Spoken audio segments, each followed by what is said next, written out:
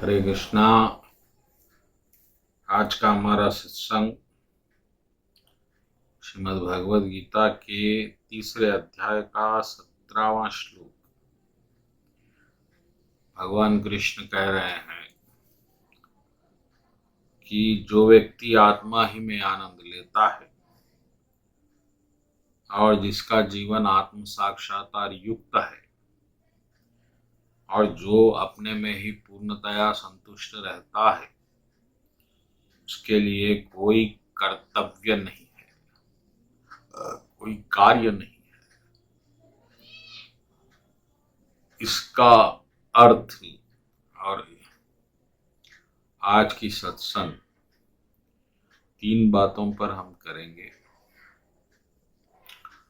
और इन तीनों कारणों के लिए आपको कुछ करना नहीं है। यानी आप पे कोई कर्म की पाबंदी नहीं है अगर आप इन तीनों गुणों से विद्यमान है। तो चलिए हम देखते हैं कि ऐसा कौन सा व्यक्ति है जिसके लिए अब कोई कार्य कर्तव्य शेष नहीं रह जाता। यही है आज का सत्संग।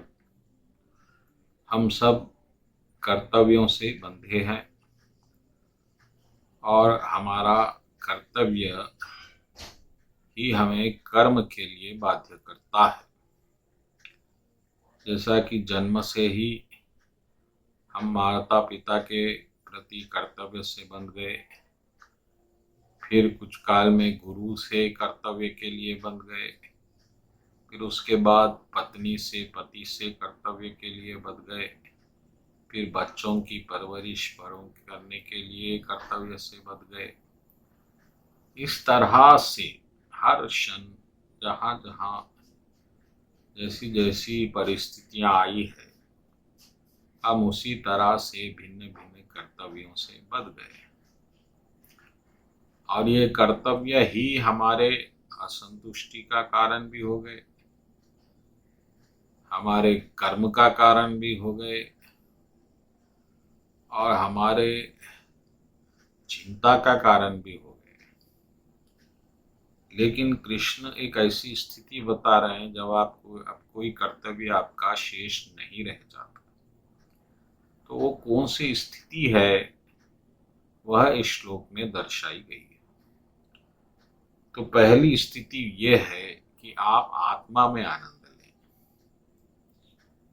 आत्मा में क्या आनंद है और क्या आत्मा में आनंद है तो क्या उसे अनुभव किया जा सकता है, ये पहला प्रश्न। तो इसका उत्तर है बिल्कुल इसे किया जा सकता है। जिस तरह शरीर का, इंद्रियों का, आँखों का, कानों का, स्पर्श का अपना आनंद है, उसी तरह से आत्मा का भी आनंद है। तो क्या है? जिस तरह आँखों का आनंद अच्छे दृश्य देखना, शरीर का आनंद स्पर्श करना, कानों का आनंद संगीत सुनना, उसी प्रकार से आत्मा का आनंद है परमात्मा के साथ रहना, परमात्मा के ध्यान में रहना, परमात्मा से जुड़े रहना, जुड़े, ये है परमात्मा का आनंद। अब इसके लिए आपको उनको याद रखना होगा, भगवान को, परमात्मा को। और आप याद रखने के लिए जप कर सकते हैं, भजन कर सकते हैं, कीर्तन कर सकते हैं, भगवान का गुणगान कर सकते हैं। बहुत से मार्ग उसके अपने बताए गए। तो ये हो गया पहला आनंद। अगर आप इसमें संतुष्ट हो गए हैं तो फिर आपको कर्तव्य करने की कोई आवश्यकता नहीं है, क्योंकि आप सहज स्वभाव में आ गए। अब दूसरा, आत्मा साक्षात्कार युक्त है। अब जो अपने आप को शरीर नहीं हूं समझकर इससे ऊपर उठ गया है और मैं आत्मा हूं ऐसे भाव में स्थित है, तो वो हमेशा आत्मा में रहेगा।